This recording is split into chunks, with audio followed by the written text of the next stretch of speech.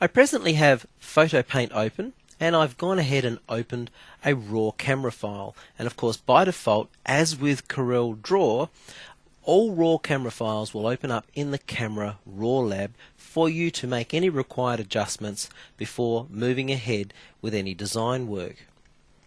The Camera Raw Lab allows you to do things that your camera didn't do for you. In other words, if you choose to set your camera to save your images in a RAW format, what you're doing is you're taking the decision making away from the camera and allow it so that you yourself can make those decisions, and that is a very good thing to do. If your camera is set to capture images and convert them to a JPEG, TIFF or some form of bitmap format, there is a compression being applied, and that means that you're losing image quality and integrity. And it does that so that you can save lots of photos within the memory of the camera. Of course, raw camera files take up a lot more disk space. So we've got an image here, and it was around about a 6 megabyte image, just to give you an idea of the file size. And it does need some color correction, so we're going to work our way through the Camera Lab. How does it work, and what are the things we should be looking for? Well, before we start adjusting our image, we need to decide 48-bit or 24-bit. Now remember, we're using a raw camera file because it contains so much color information for us to be able to work with. So dropping from 48 to 24 does mean you will lose information. However, I have to admit the outcome still is a very good quality outcome, but of course for the best outcome, 48-bit is the way to go.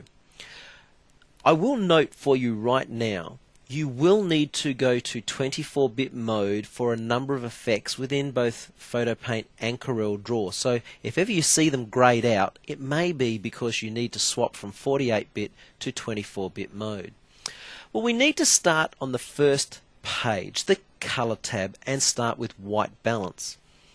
Well, as shot from the drop-down menu is as shot, as you can see. Auto allows the lab to make some decisions for you and do it automatically. I'll choose that option. Look, a very, very light blue cast was placed over the image. From my perspective, it didn't really do anything that I would want to work with.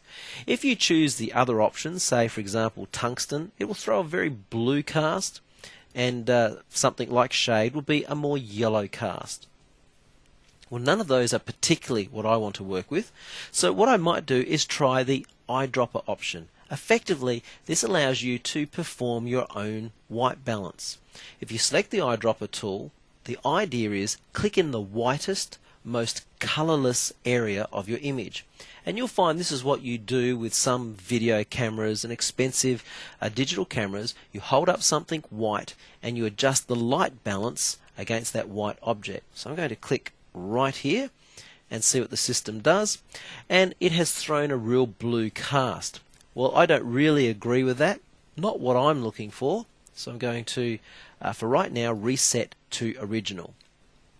The next area is temperature. Effectively, this slider allows you to change the major cast of color over your image. For me, I actually believe there's a slight blue cast over this, so I'm going to move away from the blue end and more toward the magenta yellowy end. The tint slider is almost a fine-tune adjustment of the temperature. As I move the tint, you'll notice the color of the temperature above change. So as I move to the right, the temperature is becoming quite yellow in toward there. Well, I still think I do need to move toward yellow, or ochre I would call it. And notice how the green in the background actually looks a lot more green now. Well, let's think about that. If we have a blue cast and we move more toward a yellow ochre tint, well, of course, blue and yellow makes green, so our green will be more highlighted and, of course, a richer green color. Notice the histogram. The green level has increased. Saturation really will make your image look more vivid in one direction or pale in the other direction. But for right now, I'm going to reset to original, and I would just minutely adjust that one and minutely adjust to about there, and that would be my temperature and tint adjustments for the moment. Let's go ahead now and look at the lighting area. The next three sliders we're working with are all really to do with lighting. At this point, it pays to watch your histogram and to watch these two little hints buttons, if you like, or actually they're warning buttons, and I'll show you how they work in a moment. For me, I always like to go to an extreme just to see what something does. And in going to the extreme, you'll immediately notice the hints option. This particular one here says we're now clipping the image, and really we can see that. If I just zoom in a little, zoom back out there, see all of this white in here? That is the clipping that this is referring to. In fact, if you click on the little hint button, it will colorize with that pink there all of the areas that are being clipped, and basically it's the whole image, as you can see. So exposure, be careful of it. Let's go to say 0.6 and see what that looks like. Well, even though I've come down so far, according to the hints, well, it's still overexposed. Let's come down a little lower. 0.3. Now here's the thing. I'm almost back to a 0 value and still it's saying it's overexposed. Let me quickly turn off the highlighter that's highlighting the clipped areas. And I want to quickly show you this. Exposure gives you that sense of brightening an image.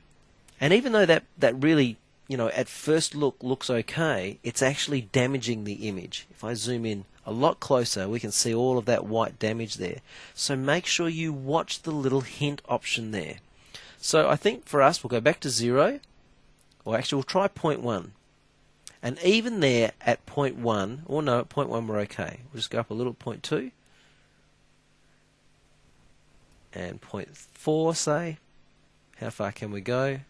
There we go, and the hints are letting us know we're clipping. So really, what do we have? Like a 0.3 variance we could work with. So I'm going to go back to 0.2 and stay there at that, and zoom back out. Now the next area to work with is brightness. So I'm going to work with brightness. I'll go straight away up to 50% and just watch my hints area here, and watch the histogram. That really did help balance the histogram out a bit. Our perfect histogram would be effectively starting right in the left hand corner all the way over to the right hand corner with even color balance throughout. That is rare and very rarely ever happens, so we're looking for the best compromise possible. As I move brightness to the right, well, of course I'm going to shift colors to the right, so be a little careful. And that looks okay, so I'm going to create a snapshot. So click create snapshot, and I've got a reference to come back to at this point.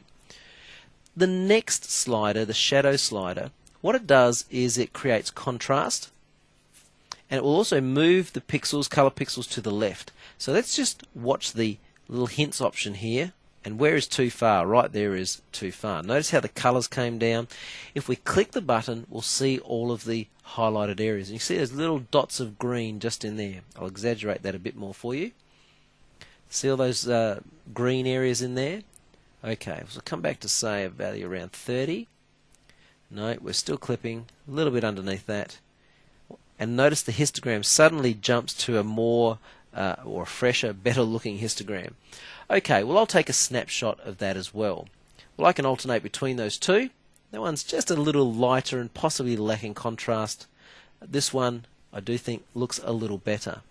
The one comment I would make is it looks a little too vivid. A little too green, a little too pink.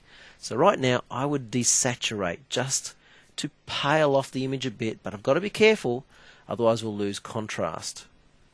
A little bit more. And I don't mind that. So I'm going to create a snapshot of that. Well, we're next going to look at the details page. Sharpness, luminance and color noise. To work with them, you really need to zoom into your image very, very closely. And it's only at this level of zoom that you will get a good idea of the effect that they're having. Luminance is a little bit like a snowy grey pixels appearing within your image. Let me just adjust this by a value of 1 so you can see what happens. Notice how it almost looks like a slight little blur took place? Well, it removed all of the whitey grey pixels, and there's many of them throughout the image. Now if I go a lot further and really increase the luminance noise area, you'll notice it didn't make that much more difference. A slight more sense of blur. So really, you want minimal blurring, obviously. So a value of 1 or 2, in this particular case anyway, is what we're looking for. So I'll type a value of 1 in. Color noise, in this particular image, oops, I'll need to adjust that again, there we go. The color noise in this image is actually, there's really not a great deal there. If I adjust the noise right up to here, you'll find you won't see a lot of difference. Color noise it's like random colored pixels appearing where they simply shouldn't be. That's what you would call color noise. And in my case, I really can't see any, so I won't adjust this at all. Well, sharpness is something I would adjust after I have adjusted luminance and color noise. It allows for some of that blurring effect that gets created. So if we adjust the sharpness to say 24, just watch the edge. See how the edge just cleaned up a little? I'll turn that off again. Be careful, you're trying to find that point where if I go too far, you'll find that obviously we're highly pixelated, back to halfway, and these are the things that you have to do, and you will notice, by the way, that the warning came up just then. So do pay attention to that.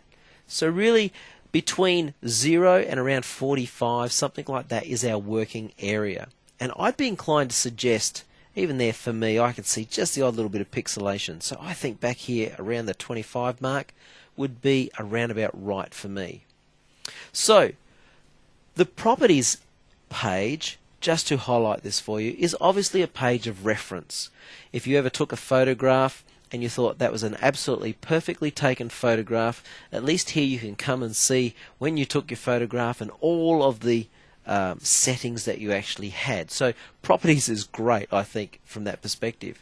Well, I'll zoom back out now, and that's effectively my image, and I'm happy with my end result. So I'm going to click OK, and that's it for the Camera Raw Lab.